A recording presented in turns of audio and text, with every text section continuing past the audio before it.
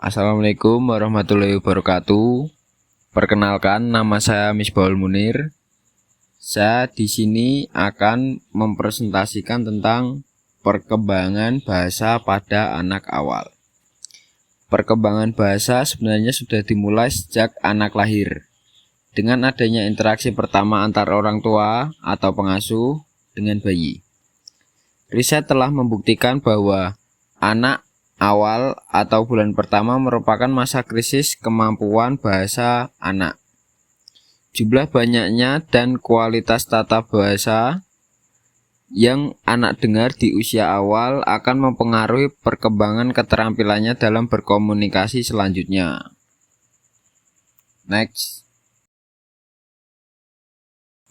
Tahapan-tahapan perkembangan bahasa pada anak awal dibagi menjadi 4, yaitu usia 2-3 tahun, usia 3-4 tahun, usia 4-5 tahun, dan yang terakhir usia 5-6 tahun. Di usia 1-3 tahun, kalimat-kalimat anak lebih kompleks.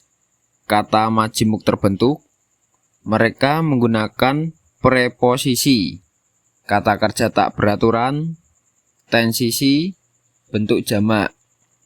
Anak juga sudah mulai memahami makna dalam beberapa kata yang sederhana.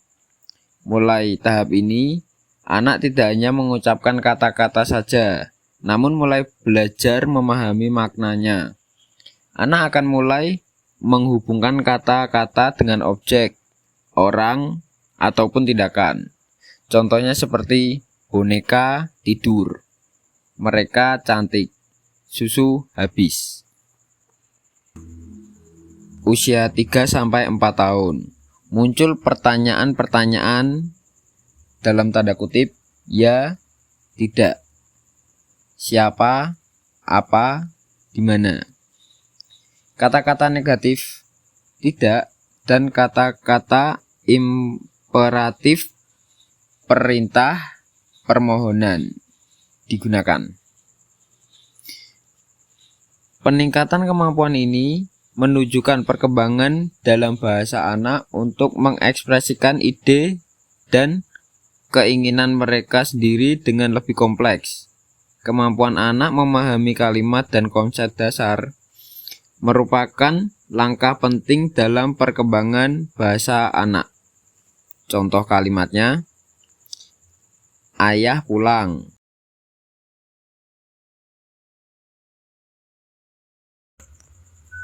Usia 4-5 tahun. Perbendaharaan kata meningkat. Penggunaan tata bahasa lebih konsisten. Mengaitkan kalimat yang satu di dalam kalimat yang lain. Hampir 50% anak 5 tahun dapat mempertahankan topik melalui 12 kali giliran.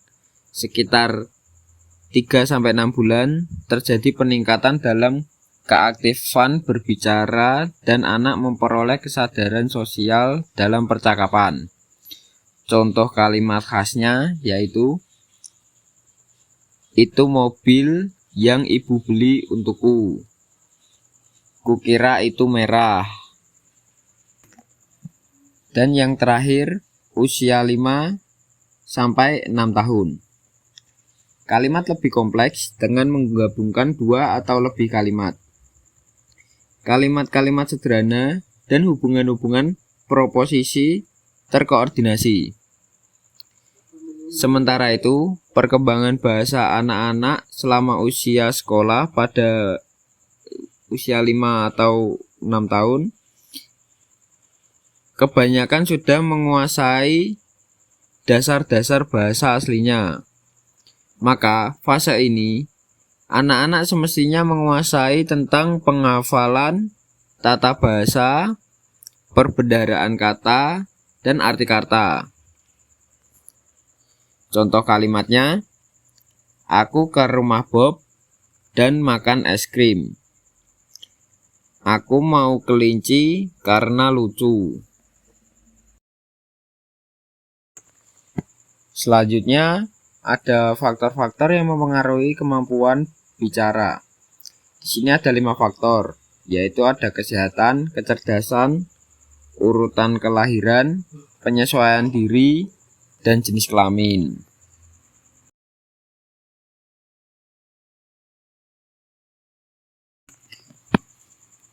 Yang selanjutnya ada peran orang tua dalam perkembangan bahasa anak. Orang tua menjadi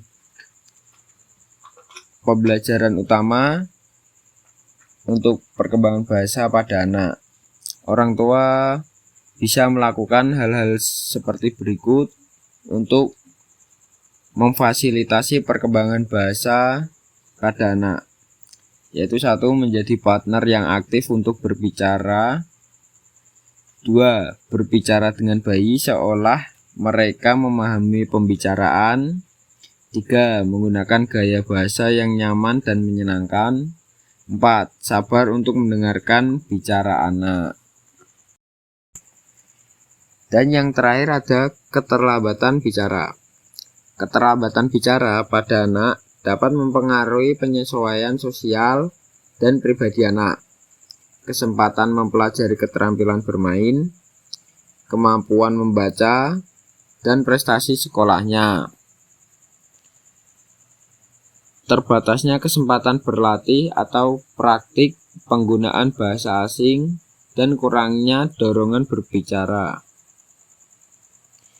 Komponen penting dalam mengajar bicara anak yaitu mengajarkan anak untuk menggunakan kata-kata dengan mengucapkan yang benar dan memastikan bahwa mereka mendengarkan ucapan kata-kata dengan benar pertama kali.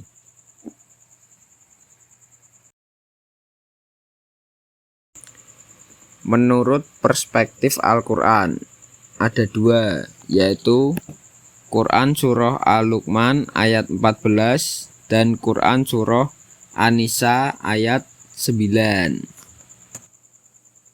Quran Surat Al-Luqman ayat tersebut disebutkan terdapat 2 poin penting yang dapat disimpulkan, bahwa terdapat tuntutan anak untuk berbuat baik kepada orang tua dan menggambarkan seorang ibu yang telah mengandung dalam keadaan lemah kemudian menyapihnya dalam usia 2 tahun. Quran Surah An-Nisa ayat 9. Di sini saya mengambil dari tafsiran Al-Maragoni menjelaskan tentang surat An-Nisa ayat 9 ini masih berkisar tentang para wali dan orang-orang yang diwasiati, yaitu mereka yang dititipi anak yatim. Juga tentang perintah terhadap mereka agar mereka memperlakukan anak yatim dengan baik, berbicara kepada mereka sebagai berbicara kepada anak-anaknya, yaitu dengan halus, baik, dan sopan, lalu memanggil mereka dengan sebutan anakku, sayangku, dan sebagainya. Ayat di atas juga menjadi pengingat bagi orang-orang yang peduli terhadap pembagian harta warisan agar tidak melantarkan anak yatim piatu yang dapat berjuang pada kemiskinan dan ketidakberdayaan. Orang-orang beriman harus bertakwa kepada Allah dan takut akan meninggalkan keturunan yang lemah dan tidak mempunyai apa-apa, sehingga tidak dapat mencukupi kebutuhannya sendiri yang terabaikan. Terima kasih. Sekian dari presentasi saya, kurang lebihnya mohon maaf. Akhirus salam, wassalamualaikum warahmatullahi wabarakatuh.